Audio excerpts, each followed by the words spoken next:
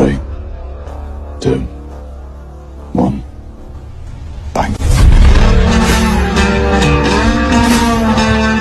What's going on, guys? Start. Welcome to another edition of the Rundown. Yes. I am the Notorious One. I am Dom. I'm here with Strat Facts. I'm here with Poppy Platino. But today we got WWF legend Barry Horowitz with us today. Barry, how are you doing?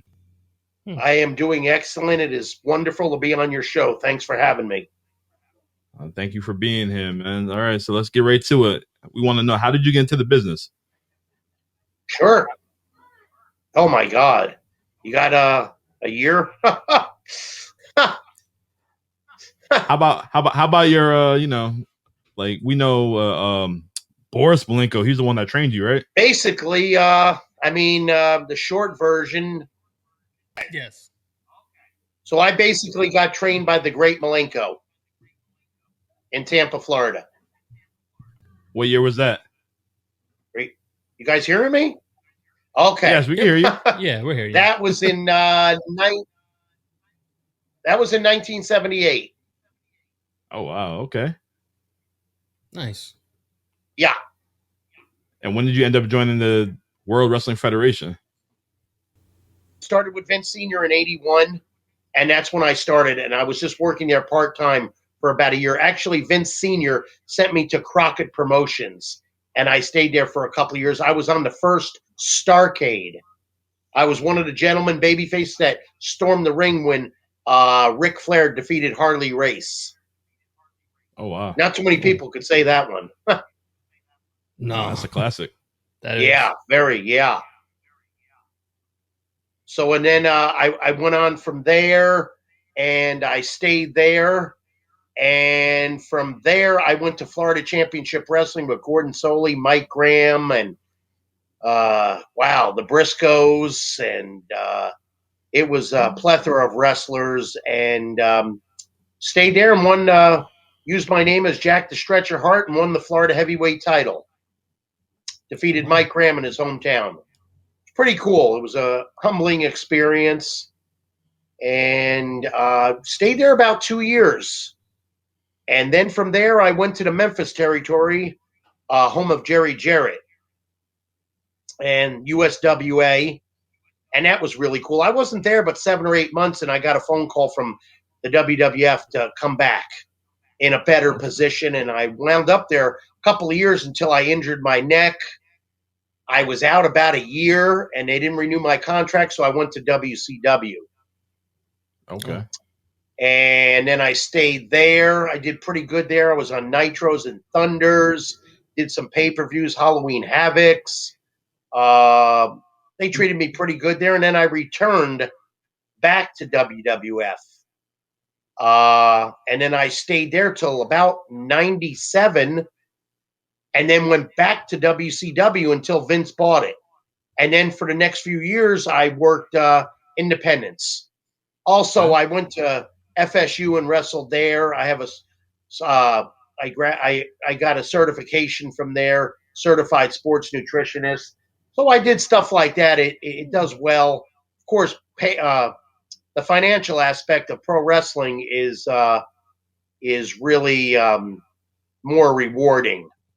But anyway, I still bounce back and forth and did that. And like I said, I wrestled on Impact last year. I did a heel promo for AEW last year. And basically, now I do a lot of meet and greets.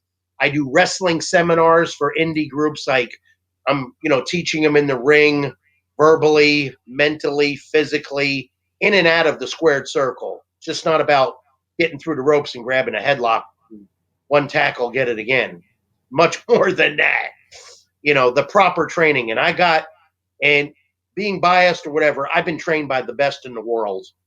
I mean, I see what the products are out there and how they do stuff, and these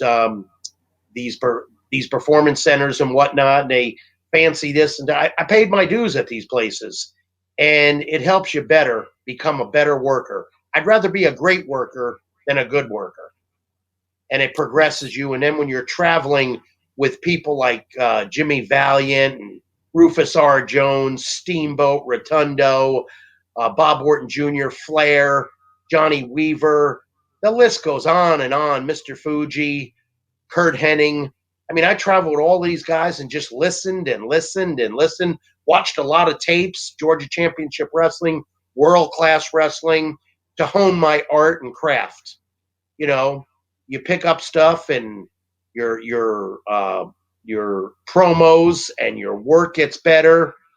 And, you know, I started old school way as far as being an amateur wrestler. Not to the degree of Kurt Angle or Brock Lesnar, but I was a decent high school wrestler and progressed. But I thought that was necessary to just come in cold as, you know, just you get some big guy or any guy and they just walk into the business. Some really do well. But I just thought of, you know, if you build a house, you don't start from the top, you start from the bottom in the basement. And that's what I wanted to do. And I think it paid off for me. Oh, I did. Definitely. You had a long career. Yeah, it's a good thing to do. It gains respect. You respect the business. People respect you, I think. Some do. You know, it's a tough business. It's very political. And, you know, you take it or leave it. There's only one guarantee in pro wrestling. There is no guarantee.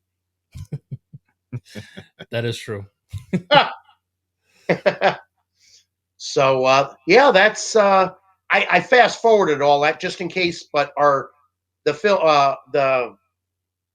video is going really good right now, so that's good. Yeah. So Yes. it gets you got to start. Oh, it's like starting a match over again. So yeah. I'm also I gotta give a big shout out to Richie Sorrentino. He's my manager, and we're also business partners in GoodTimesGuaranteed.com. Awesome auction. It's really cool. He's also known as the King of Credit. So great guy, and I got to give a shout out to Cameo and ProWrestlingTees.com and YouTube. These people have been tremendous to me, and I got to give a major shout out. I'm sure you know who this is. I got to give a major shout out to Richie Richards and his YouTube. Richie Richards. Wait a minute, I'm saying that wrong. Hold it. Not Richie. Steven. Oh my God. Stevie Richards? Stevie. Richards? I don't know where that one came from. Well, I've had a long week today, but Stevie Richards, great. I love his YouTube about how critiquing, breaking down matches, define things like locking up and punches and kicks and tap outs and submissions and pinning combinations. And he gave me major props on his channel 2 or 3 times. So I got to give a shout out to him. I haven't seen him or talked to him in years, but congrats on his great YouTube show. I love it. I like what he's doing with it. And yeah, just props. And I appreciate him acknowledging me. One of the few that are not jealous. In this business, I could tell there's a lot of jealousy. It just when you say something like that, that's Oh that's yeah. praises. There is. It's amazing. I've got a lot of things coming up in 2024. I don't want to get into them right away. I don't want to spoil nothing for the fans or for you guys, but there's going to be big things happening, and I don't want to announce anything just in case. You never know if something folds. Yeah. And then you look like a jabroni. So you don't want that. So anyway, yeah. So there's a lot coming out in 2024. You'll see soon too. Things have started to unravel, and it's going good. And I'm proud of it and happy. And I think I'll just give myself a pat on the back for that one. There you go. There you go. I was waiting for that. That's it. So, yeah, and I got to give props to my fans, too. They're really good, too. They're very good to me. I mean, the wrestling business has changed, and I got to say 9 out of 10 people that come up to my table and I sign in pictures with them, they're very positive and give me props from, hey, I saw you at the Enfield, Connecticut. I saw you at the Hartford Civic Center, in the Northeast. Any of those buildings up there, mostly in Connecticut, because you guys are broadcasting from there. And they're true fans. They're diehard, and they're very respectful. You get 1% that's, a little rowdy, just acting like a jabroni. Yeah. They don't know. They get lost in a phone booth. That's true. So anyway, yeah, my fans are really cool, and they're just so much, just give me a lot of props and a lot of compliments and a lot of fan mail too. I have a PO box, and that does really well too. They write me. And for the last probably 20 years, I handwrite letters back, no matter what, no matter how busy I am. It's never discarded. It's signed the pictures or a trading card, which I have multiple trading cards, and just different things. My mini me statues. I have new merch as far as my stick pins. They're really cool. And official Barry Horowitz yarmulke. Yeah, that's a barn burner. It's awesome. They're all at my table, and they're awesome. And I have a lot of fans and a lot of Jewish fans and a lot of everybody fans. They're all welcome. They're all good people. They respect. Yes. Nice. Yes. All right, John, ask the question, man. Well, one question I had, Mr. Horowitz, sir, is that, you started training. Ooh, I can't hear John at all. Yeah, John, your volume's a little low. Yeah. Well, I can get loud. Yeah, get loud. Yes, let that voice out. How about? Has this gotten any better? A little bit. A little better. Yes. Oh my Atlanta. Okay. All right, Mr. Horowitz, can I ask you a question that you can hear, that we can all hear together? Yes. On the It Doesn't Matter podcast. One question I had is that, you did start training your wrestling career with Boris Malenko. Was there anyone notable in your class with you? Wow. I would think, a lot of guys, I was in his first class, I think, when he started. I'm pretty sure I was in class 1. Wow. I'm almost positive, because that was rough, man. The first 6 months, we were in a judo school in Tampa on judo mats, taking backdrops and suplexes from Jody Malenko. And if you know anything about the Malenko brothers from Japan Wrestling, their nickname was Super Shooters. So what does that tell you? And then, of course, the great Malenko. And then also I trained with Karl von Stronheim and the great late Karl Gotch. Oof. So, yeah, it was so enlightening, rewarding. I've been trained by the best. And, you figure now, I was working a part-time job, lifting weights, was 19 years old or 18, all day, 3 days a week. I drive 45 minutes to this mattress factory that's condemned. The only thing's in there is a fan. Maybe you could rinse your hands. No bathrooms. One small ring after the judo school, we graduated, which I was happy, because that was it's better to take it on the ring than those judo mats. And we progressed, and we got a 20-foot ring. We had multiple people training us. We did everything, but we didn't go into promos and this and that. What Malenko did for me and others is the foundation.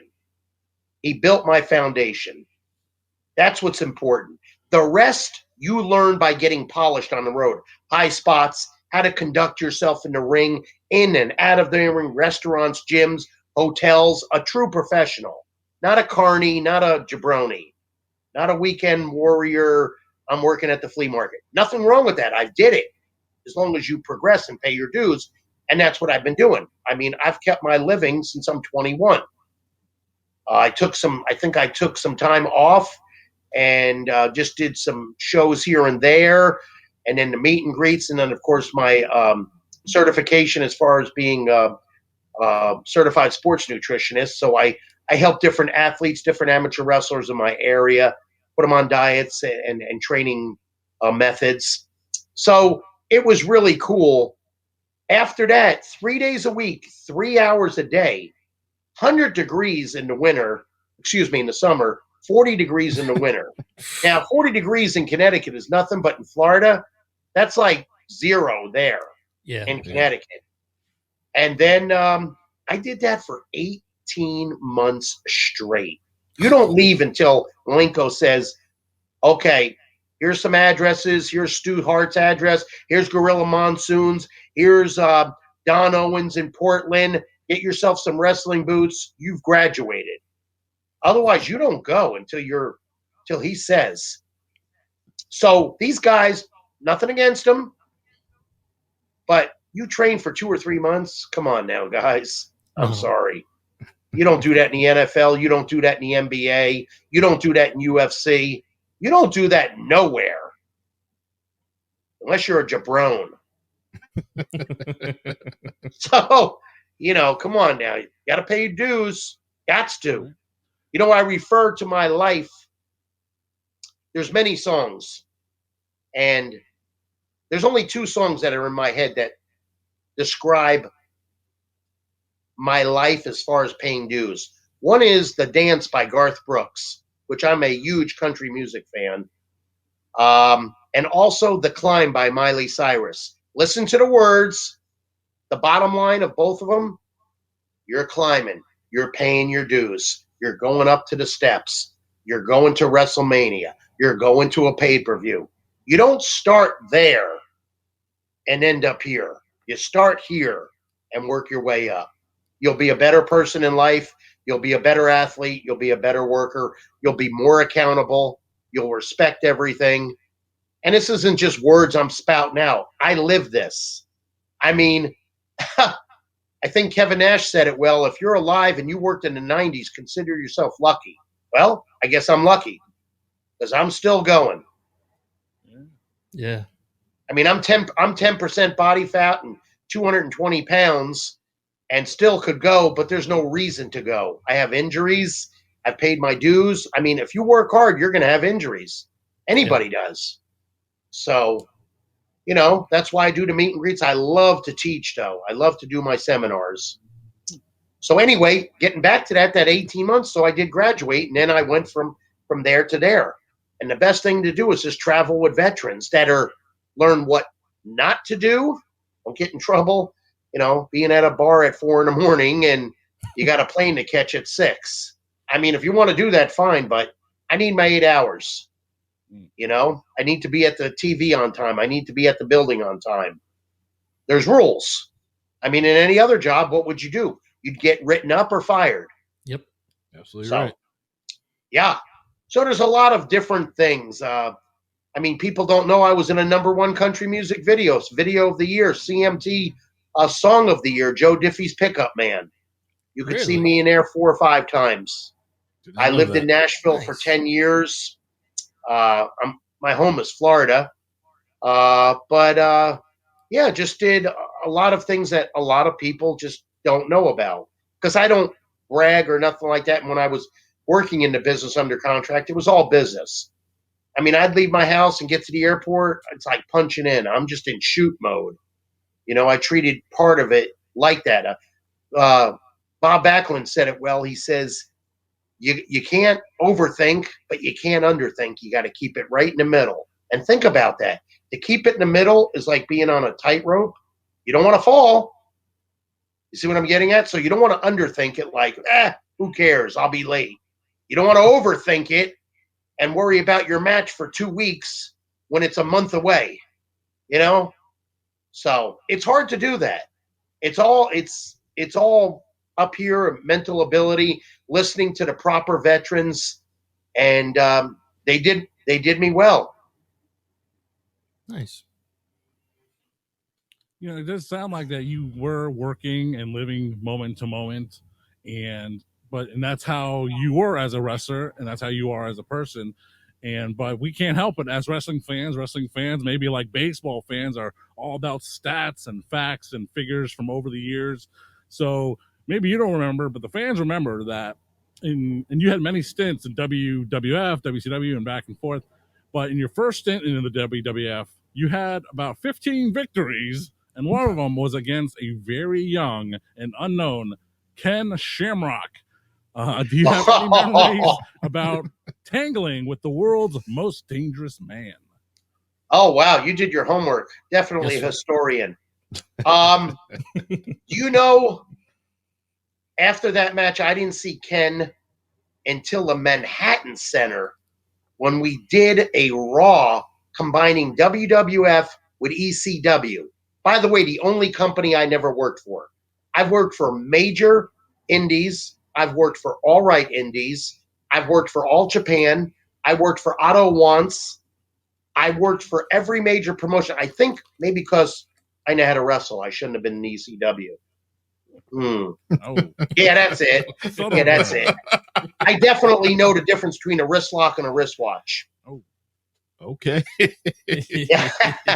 But anyway, yes, it was the Greensboro Coliseum. Jack Lanza, one of the agents for the WWF, came up to me and says, "Hey, we're going to give this guy a tryout." Now, if I'm not mistaken, his name was Vince Tortello. I'm not sure on that proper name, but it wasn't Ken Shamrock. And I think he had red or green tights on. And basically what they told me, hey, bump this guy around, let him bump you. And if I'm not mistaken, I beat him with a small package inside cradle. I didn't see him since that go by. We did that. They gave him a tryout. Nothing happened. I was flattered to get, be the tryout guy. I mean, they have a lot of confidence in me. You're not just going to give anybody, you just don't go out there and you're bringing in a superstar and just, if he doesn't work with somebody, it's going to make him look bad and he don't put asses in the seats. That's not going to be good at Madison Square Garden. You know what I mean? Yep. So anyway, did that. Went back to Raw, saw him, told me he signed the contract.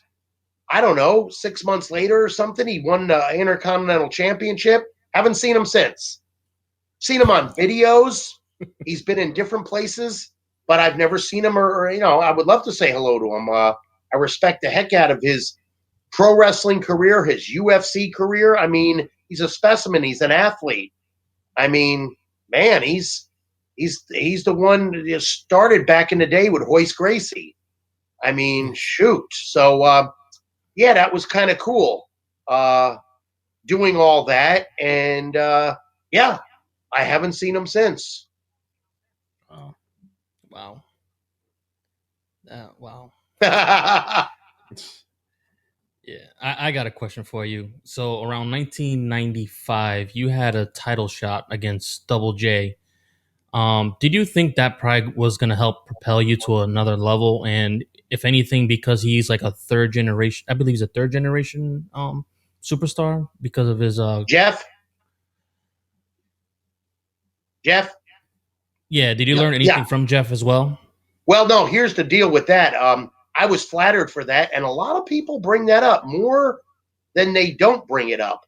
That was in California. It made the front page of the sports page, which is one thing I never got. I didn't get the copy one out. I enjoyed the match. I think I made a mistake in that match. I own it. I think I did something about both, and Jeff and I covered it up. He's a true professional, and so am I, and I enjoyed it. And, yeah, I thought something – hey, anything in this business – if they're paying attention to you, it's a pat on the back. It's a feather in my cap. So, because think about the other guys in my position. Maybe they didn't train as hard as I did. Maybe they weren't broken in right. Maybe they don't know as much as I did. I'm not putting them down, but it was something. It was something there for them to do that, and I could have gave up lots of times. How many times I've been at that gorilla position where my match was canceled?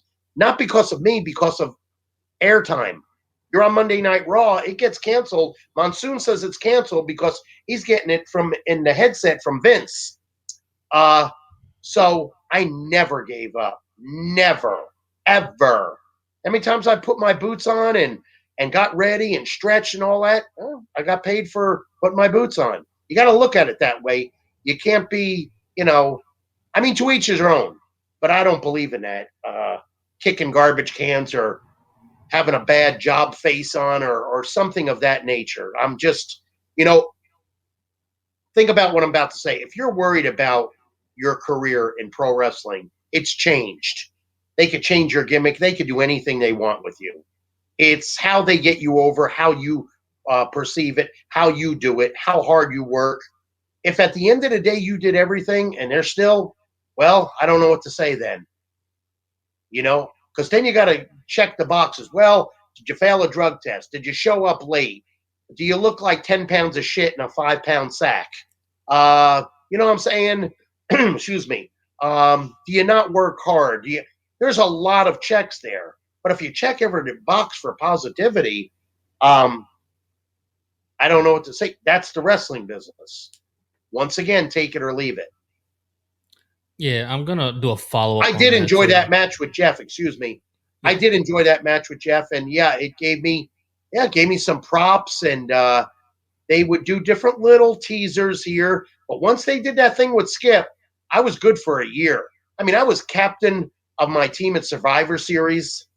I was in the SummerSlam featured match, which to this day, if I'm not mistaken, SummerSlam is their second biggest pay-per-view. Number one is WrestleMania. Correct me if I'm wrong. Correct. Captain of my team at Survivor Series, was in the King of Ring matches, in your house matches, doing promos, had a T-shirt, had a card. We were in Anaheim for WrestleMania. I was on the softball team against, I think it was the 70s or 80s stars. You know, people like from Welcome Back Carter and HBO and stuff like that against the superstars of wrestling. I was up for a Slammy Award, Shocker of the Year. I mean, there's many guys that were in my position that didn't get what I got. So I'm grateful. I really am. Yes. I have a follow-up question. How you were talking about how some stuff you just can't control. Do you feel that some of these wrestlers, because social media is like a voice that they have, maybe they should just shut it off at times and not voice some of their opinion instead of just talking to the boss? Like you said, hey, I show up on time, I look good, or what is it that I need to change to be on TV? I'm glad you said that. That's a really great question. First of all, am I allowed to cuss on this show? Absolutely. Yes. Yeah. Well, you could fuck social media. I'm not a fan. Call me old school. I've discussed this with older wrestlers, younger wrestlers, different associates in the gym, different business partners, and they're older to me and younger to me, and they agree. So there's something to that. Yeah. It's not just about, oh, you're old school. Well, that's a weak ass excuse. Old school gets over if you do it right and solid. That's a fact. I'm seeing people do it. Oh, yeah. So anyway, the social media. I understand it's new and it's technology. I do understand all that. Some of it's needed. We're doing this right now. I think this is needed. Times have changed. But when you're scanning and you're believing marks and people that are not credible or people knocking, I don't put shit over. To this day, I don't put shit over when I was under contract. Why? Think about what I'm about to say. Spot picking, pecking order. See what I'm getting? Who's on the totem pole? Okay? So let's just say, I won't use his name. Let's just say shake the ropes and face paint, blows up, can't work a lick, didn't last long in the business. Okay, you get somebody like that, and he's got in a mouth, and I take him down in the locker room. Barry's getting fired.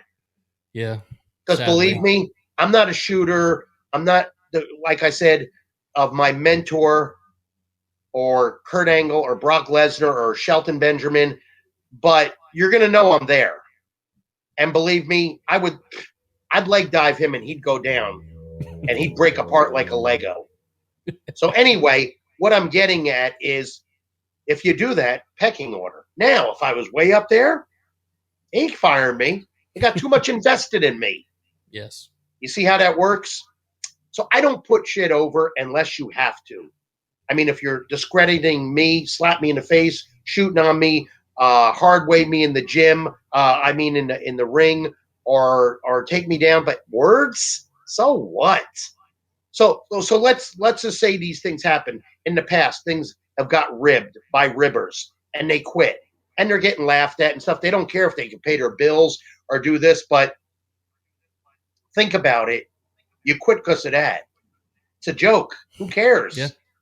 So what if you moved my clothes or you did this or did that? I had Dynamite Kid come up to me one time One time. First of all, when I worked with those guys, I would talk mostly to Davey Boy, and he was very serious. Because I'll give him credit, he was. When it came to after the match and before, he's ha-ha and gaga. But not then. Dynamite was few words, same formula when we wrestled. He worked Japan style, strong, no problem. I've been there, no problem. Like Dr. Death, Steve Williams said, hey, wrestling isn't ballet. If it was that easy, everybody be a pro wrestler and have money. Yeah. Think about that. That's coming from a super shooter from Oklahoma State. Yes. Rest in peace, Steve Williams. But and Terry Gordy, another people that were just awesome in Japan, and I liked and respected. But getting back to what we're saying, so I don't put stuff over, and I don't put stuff over. You know how many times people, oh, that match, I saw you on Impact, or you don't look good, or this and that. That's pure jealousy. Pure, and I love it. You're putting me over. Thanks, Yeah. bro. Because I'm not going to put your ass over and mention your name. You know, when I will let this out, when my book is finally completed, there's no burying people. And if there is, it's assumption. You'll never know I even buried you. Nice. See, there's different parts of the wrestling business, mentally, physically. Like I said, it's not just all about working out and learning a high spot. There's a lot more to it. There's a lot more respect and should listen, and just a lot of things. And I gotta say, I've got a lot of favorites, people in the wrestling business, and a good amount of them have passed. It's a shame, but I gotta give the Samoan family so much respect. They've helped me. I've traveled with Alpha and Sika, and they're the leaders. They're the fathers of everybody else, if you know what I mean. Yes. You know what I'm saying? I know what Always you're saying. treated me good. You know why? They like athletes. They like guys that work hard. Jimmy Snuka was the same way and always took care of me in the ring. Barbarian, Jimmy Snuka, Rikishi, Haku, you name it, took care of me. They liked me. I respected them. Wasn't scared. Respect. And we all worked hard. Man. So I got to give them so much props. I just, and there's so many other people out there. It's mentioned in my book, acknowledgments that have helped me. If you didn't help me and I knew what not to do, for instance, I'm not going to hang out with Chris Adams. I'm not traveling with him. I'm not hanging with him. I'm not doing those things. Okay. I'm just giving that an example. I just felt like it's happened and I learned what not to do. Then when you travel with somebody like Bob Backlund or Demolition or any of these guys, you learn what to do. Show up on time, get to the gym, eat a good meal, get to the hotel, stay away from the nightlife. I mean, I'm not there for that. I'm spending my time with my family and myself, my time and my finances. Out in the ring and traveling, the airplanes, the rent-a-cars, that's work. It's work. Yes. It's not party time. Not to me anyway. And people could knock me for that. I don't really care. Or people could praise me. If you're real, you would praise me. If you're jealous or you think I'm this or think of that or heard stuff, I don't care. I really don't care. I don't have no use for that. I'm here. You know what? How about 20 years ago, 25 years ago, gentlemen, all the ribs and this and that? Where are you now? Where are you now? I'm going to tell you where you are. You're a successful multi-millionaire entrepreneur, still in the business, got away from the business, killed yourself, got killed, in jail, in prison, or broke as hell when you made 50 times more than me. There you go. Accountability. I gotta see who that is. I gotta think about that I'm one. not knocking anything. We're just talking. You ask me questions, and I'm saying it. Like you said, no, you assume it. Maybe it's you. What's that? if they assume it, then maybe it's them. But he's not Yeah. going to name names. Maybe it's jealousy or something. I've come back from second match, and maybe the third or fourth match said something to me like, "Oh, you used my move, or you did this or did that." Dude, you're putting me over. Maybe we should switch places on the card. You should be on second, and I should be on fifth.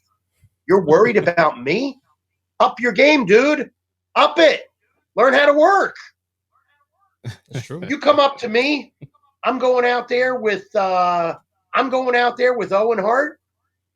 Hey, Owen, I want to do a side salto. I want to do a belly to belly. I want to do a Northern Lights. I want to do a leg drag. I can't. So I can't do any of this. I keep on going. I'm a versatile worker. I can work the leg, the back, the neck, different things. Maybe I can't do a lot of things that guys high flying stuff, but certain things.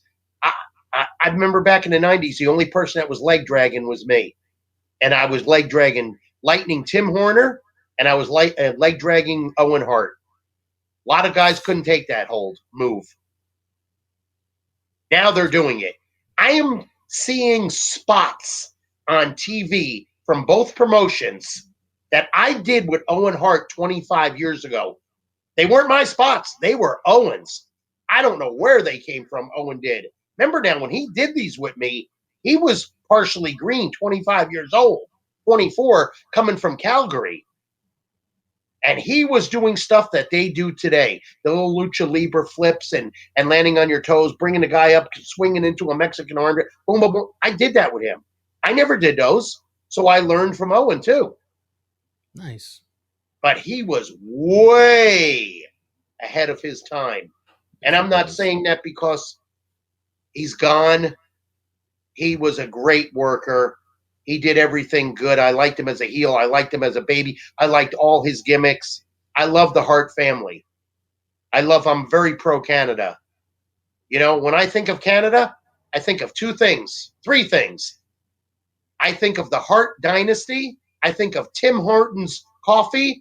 And I think of Shania Twain. End of convo. Well, I work for Tim Hortons, so I gotta have that on my back. What's that? I worked for Tim Hortons at one point in my life, so I got that. I can Good pat for myself you. on the back. Good for you. Yeah, give me a coffee card. Coffee for life. If I can get one, I'll give it to you. Thank you, sir. So, love the Harts. Met Stu Hart. I was in that big match as the Red Knight in the Boston Gardens. I'm sure you guys remember that. Oh yeah, that was fun. That was cool. The Harts are good. I mean, I wrestled Brett a bunch of times, and I think according to the internet, I wrestled Owen Hart more than anybody. So many matches, all his gimmicks. I wrestled every gimmick up until when I left for WCW 97. Because then I think he did something, maybe King of the Ring, and turned him heel. I'm not sure. nice. All right. Well, we're all about the same age. We want to talk about your rivalry with Chris Candido, also known as Body Down and Skip. Another one that, I don't know everybody that passed away, and if I do, I never travel with them. I'm not big time friends. But Owen and Skip should have never, especially Owen, that should have never happened ever. I agree. First of all, let's get on to that. Owen he don't want to do something. He don't care. I was surprised he did that. There was no need for that. When you're over that much and you could wrestle, it's like Brett or Shawn Michaels or Chad Gable or Brad Armstrong or Tommy Wildfire Rich. I'll go new school. I'll go old school. I don't give a damn. You don't need to come from the ceiling. Unless maybe you're not a great worker. Maybe you need that to dress window dressing in some cases. Not all. But in that case, he didn't need to come down. He's the Blue Blazer. I understand that. He would have got just as much pop if he ran to the ring with the feathers. Yes. This man was building his dream house. He had a wonderful wife and family. That should have not happened. Let me tell you something else. After that match, shut the damn show down. You got to go in there and follow that shit with bloodstains on the ring? That's bullshit. I don't agree with that. The show must go on? Yes, I've been there, done that, but not in that position, not in that situation. That's my opinion. Shouldn't have happened. Skip, I don't know what the hell happened to Skip. Maybe a blood clot. He was fighting back some demons. He was straightening up. I really feel bad for Skip. He was a great dance partner. I mean, he's in my top 10. He's there. Owen's there. Brad Armstrong's there. Tom Zink's there. Wildfire Tommy Rich. I said him already. I'm sorry. All the Armstrongs. I mean, Tim Horner. I got a lot of good dance partners. There's more. Brady Boone, Ben Jordan, Sam Houston. I'll work with anybody. I mean, I'll pull off a 20-minute Broadway match with Bret Hart and the next night put over Undertaker in 2 minutes. That's a good worker, versatile worker. No ego. And it's not that I don't care. Do your job. That's what Bill Belichick says. Yeah. Been saying it to the team. Hey, must be something about doing the job because he's did it well. And so was Tom Brady. I know. So, work ethic, mindset. Right, Dom? Remember that Super Bowl? I don't know what you're talking about. What's that? Dom's an Atlanta Falcon fan, and I'm a Patriots fan. I never bring it up when we're having a few novels. But, I always say, just do your job, man. That's it. That's it. And, I miss Skip. He's a good guy. God, I loved working with him. That was a night off. No ego, no issue. You know, I get on things and I skip things, so I'm going back to one thing real quick. If you're worried about your win-loss record, unless it's just going to put you out of a job, which it shouldn't, you just got to work your ass off. I didn't finish that story. Then maybe you should drop out of pro wrestling and go to UFC. Call up Dana White, give him a tryout. Brock will be in there. He'll beat your ass in about 10 seconds, and then you'll beg whoever's the booker of these territories for your job back. Because believe me, you will get stretched, and you will get hurt in 10 seconds with somebody like Kurt Angle or Brock Lesnar or somebody of that nature with those weapons. Yes. These are badder than badasses. These are technically sound wrestling machines personified. And I applaud it. Pat on the back. All right. I'll go your way. There you go. All right, but how was it working with Candido at that time? Because we know night off. Simple. Night off. Yeah. You had great underdog victory. And then the second match with him, he said you can't last 10 minutes with him. Then you did that. And then you had your match at SummerSlam. Yep. And after this, you had a little persona. They gave you some ring music, and you were a full blown character at the time. What's that? You were a full blown character at this time. You had little character. You know what's amazing? And I'm not doing sour grapes here. I call it legitimately bitching, guys. If I was the opposite of everything I've talked about, then you could just say, dude, you got to do things. You're whining, this, that. It's not about that. They did all that. They could have kept me on, I think, longer as a baby. They could have reconstructed my gimmick. I don't know the reasoning of that because I've seen guys that can't lace my boots or did really bad things. I'm not going to say nothing because I'm not a stooge. I mean, breaking rules and you're still there. Wow. I mean, I think I know of one person that's been fired 4 or 5 times and they brought him back. I don't think he's a wrestler, though.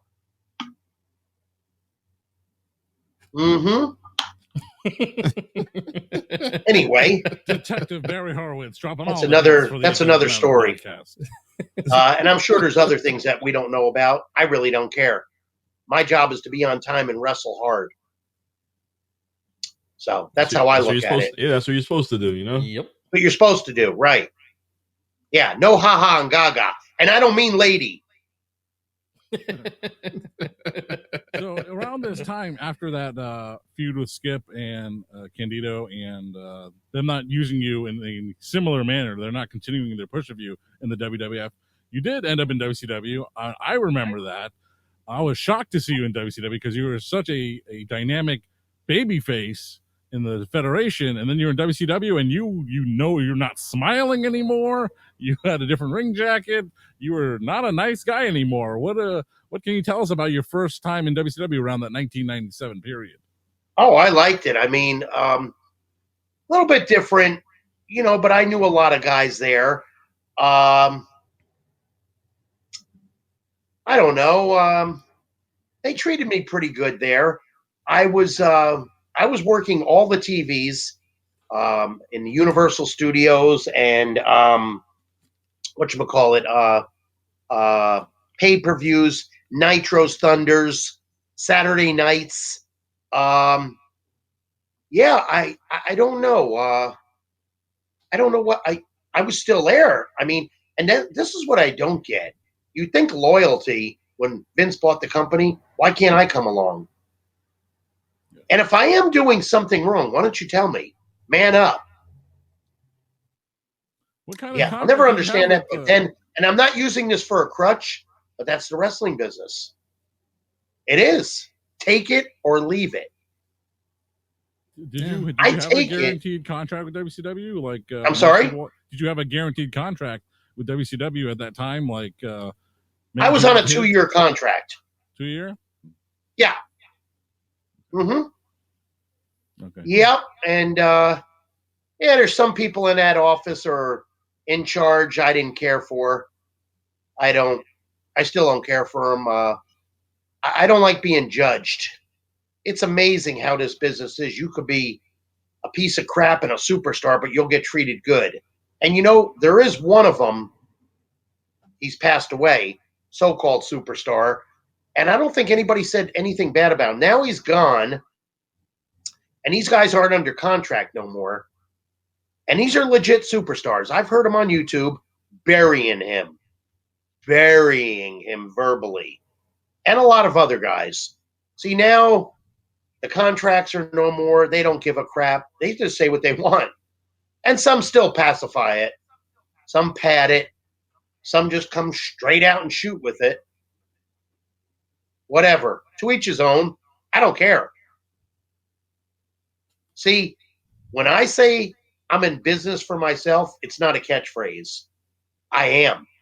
Because I take care of my career, and Richie Sorrentino is my manager, my shoot manager. He does help me a lot with my social media and bookings, and I've worked for him numerous times over the last 4 years. So, yes, I am in business for myself. Unless you give me another contract, then I'll be in business for you guys. And loyal.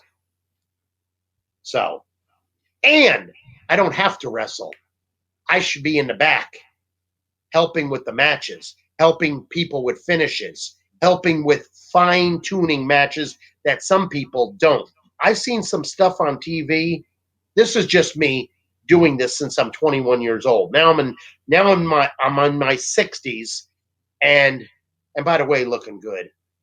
I just thought I'd say that. Nobody else puts me over, so I'll do it for myself because I'm in business for myself. Yes. But anyway, all kidding aside, I love critiquing matches, fine-tuning them. Granted, I'm a critic.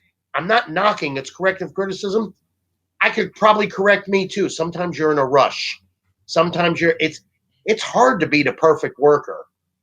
To be the perfect worker, you have to get the match over. What does that mean? Barry's got to get over. Owen's got to get over. The referee, Earl Hebner's got to get over. The crowd has got to get over. The ring announcer. That's a complete match. That's uniform. That's a total menu. Just don't think about yourself getting over unless you're told by the powers to be. Get your ass over in 30 seconds. You got to do what you're told, or you'll get ixnayed, and they'll find somebody to do it. All right. Well, So, I got one more question for you. Sure. Where did the patting on the back come from? Actually, I did that in an amateur match when I wrestled in high school.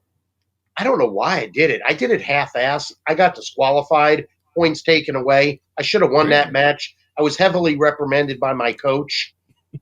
And in my mindset, I wanted to be a pro wrestler since starting. Always was my long-range goal. There was no plan B. Well, kind of. Plan B would have been join the Marine Corps. I already talked to a recruiter. If it didn't work, pro wrestling, then that was option B. So it was kind of iffy of no plan, you know. But number one and foremost, my dream, and I fulfilled my dream. Not too many people could fulfill their dream in life. Would it have been better, more lucrative? I would have liked that, but I'm not going to be not knocking people. I'm not going to be stingy, not going to stooge on people. I'm not knocking people. I know how to deal with certain things in this business. I know what's up here, you know. Yeah, that's what that's about. Okay. All right, Dom. You got one All more right. question for Barry? Did I answer that right, or No, you answered it perfectly fine. okay? Yeah, because I was just I'm trying to think of other things that you were saying, and I get off. I get in these things like I get worked up. Like I'll think of 5 things at one time. I've always been that way. Just sounds gotta like- sometimes slow down. It's a passion too. Yeah, I can tell. It sounds like our buddy John sometimes when he gets into his historic rants. It's like, all right, John, you really know your stuff. Oh yeah, yeah. That's what I would love to be like in the back as an agent or what have you, just to critique matches, put them together, finishes, correct something. You're doing the same thing or something of this nature. Nice. But you know, if the powers to be or whoever's in charge is judging me about my career, that's not my fault. Look at me as a person, how I show up. You want to give me a tryout? I dare you to give me a tryout. I'll do a tryout for 2 months without pay, and you'll hire me. And if you don't, that's BS. That's true. I mean, I could break down matches. I could teach match. There's so much of the psychology aspect of this business that people forget. It's not all about doing a perfect arm drag or a drop kick or a high spot or a promo. It's much more than that. You got to check the box for everything if you want to be a great friggin' worker. I totally agree with you on Yeah. that. Any I heel agree. could go out there. You got the beard, you got the dreads, you got this, you got that. And, oh, shut up. Oh, wow, that's heat? No, man, that's weak-ass heat. Get heat with your work. That's a real heel. Yes. I agree. All right, but we got one final question for you before we wrap up the show. But Okay. do you have any advice for any up and coming wrestlers? Yeah, I would say listen, do what I did. Listen to credible people. Just don't go by, well, he's a superstar. He's the Intercontinental Champ. He's the best. Okay, go with veterans that know what they're doing. You could study guys on YouTube. I am a fan of YouTube as far as studying people, old school matches. Watch Georgia Championship Wrestling, Florida Championship, Crockett, CWA up in Austria, All Japan, New Japan.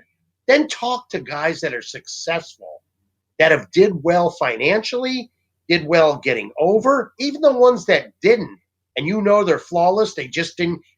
Let's put it this way. At the end of the day, think about what I'm about to say.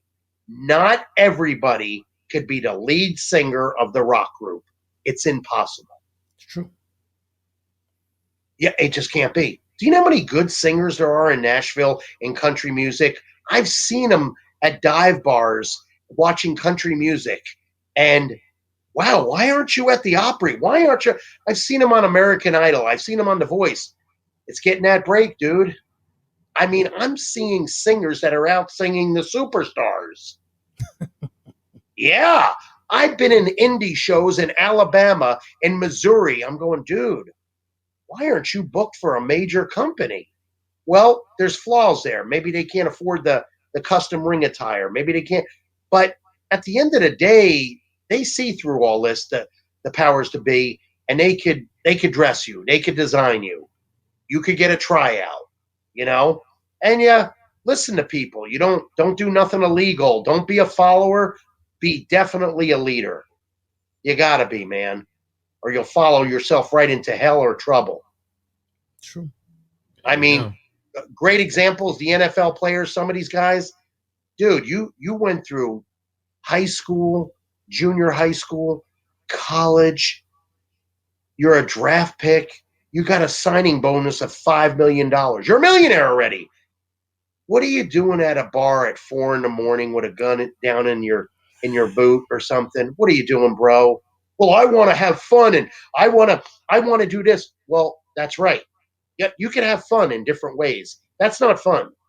That's felony. So you did all this BS and for nothing. Now you're in jail. Now you're on that dumbass list. Thank God Mike Tyson is off the dumbass list. He's reformed himself. And by the way, somebody's going to get knocked out in July, and it ain't going to be Mike Tyson. Yep. That's a fact. Because the Mike Tyson I seen training on YouTube, I don't want no part of that deal. He's hurting people with chest protectors. Yeah. Don't ever underestimate Mike Tyson. He's in great shape. He looks good. That's another story. But what I'm going at is that's just it. You follow good people. You do things and you try your hardest. And some people just don't get a break or a tryout. Now it's harder, I think. I really do think it's harder. I really do. And sometimes these so-called centers that are training you and cost a lot of money, maybe it depends on who the coach is, and they're trying to break your spirit and stuff. Don't break, Mo. I don't care if you're doing 5,000 Hindu squats a day. Just keep on going, dude. Don't make excuses. Don't say you're tired. Don't say you were out last. It's weak-ass excuses. It's true. You gotta work hard. You gotta pay your dues. You're absolutely right. Physically and mentally. And I don't want to hear this old school shit either for an excuse. Hey, you watch guys arm drag from 1960? They're arm dragging like that in the 2000s. Okay? Maybe a little bit different or prettier. What's there to change? What's there to change on a tackle in the NFL or shooting hoops in NBA? It's basically, at the end of the day of all this, same trailer, different park. Yes. Yep. Absolutely right. These aren't excuses. These, in my eyes, are facts, and that's what I believe in. I agree. And by the way, Barry Horowitz may not be famous, but he is friggin' known. We know who you are. We grew up Yeah, watching. Daddy. Can't dispute it. Nope. Yesterday I told my coworker that we're getting ready to record with you. First thing he did, pat on the back. And he don't even watch wrestling anymore, but he remembers. Okay, I hope I don't see him do that because I could sue him for gimmick infringement.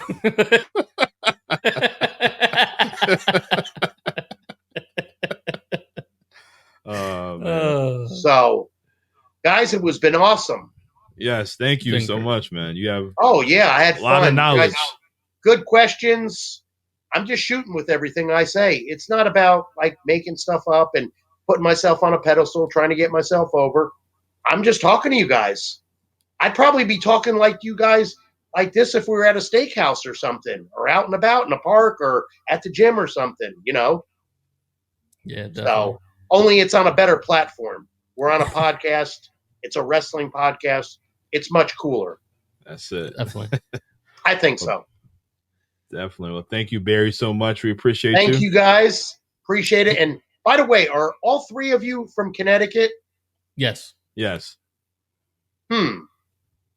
I once was told you could tell a guy from Connecticut, but you can't tell him much.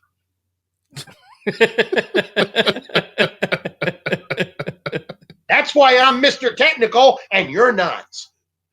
Oh, man. We got to end it on that one. Barry, plug your socials.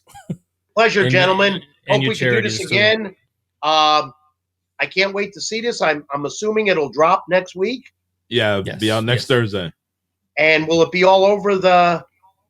It'll be over all YouTube and Facebook, really? Twitter, Instagram. Yeah. So. Oh my God, that's huge! Yes. Thanks, guys. I appreciate it, and I hope my fans like it and see it and appreciate it. And I know you guys did, and you had great questions. I thought everything was awesome. Thank you. Thank you. Thank you. All right. Well, I'm the notorious one. I am Dom. I'm here with StratFacts. I'm here with Poppy Platino, and we are here with the WWF legend, the man with all the knowledge, Mr. Pat yourself on the back, Mr. Technical, Barry Horowitz.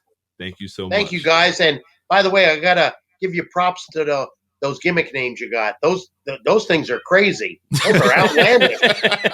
Damn, you guys put thought into that shit. I'm not afraid to make fun of myself. That's it. Me neither. Me neither. Hey, let me tell you something. I'll leave on this note. I'm glad you said that. When I go to the bank, they don't say, "Hey, Barry, did you win or lose?" They go, "How much would you like to deposit, sir?" Yes. Think about it. Think about it. Think about it. I'll leave you on that note, and I'll give you the Madison Square Garden pat on the back. Extension, way back there. Way back there. There you go. Way back there. There you go. Then I give you the little one, the spot show, little show, Dothan, Alabama, the Civic Center there. That's for the small buildings. When you're at Boston Gardens and you're at the Pyramid in Memphis or the Memphis Coliseum or heck, Boston Gardens or heck, when I was inducted into the New England Pro Wrestling Hall of Fame actually a year ago. That's when you give the big pat on the back. There you Props to Providence and Joe Bruin and the New England Pro Wrestling Hall of Fame. That was pretty cool. Thought I'd throw that in there. Thank you. That was pretty good. Yeah, that's all on YouTube. It's awesome. All right. Definitely. So thank you, gentlemen. Thank you again. Thank you, Barry.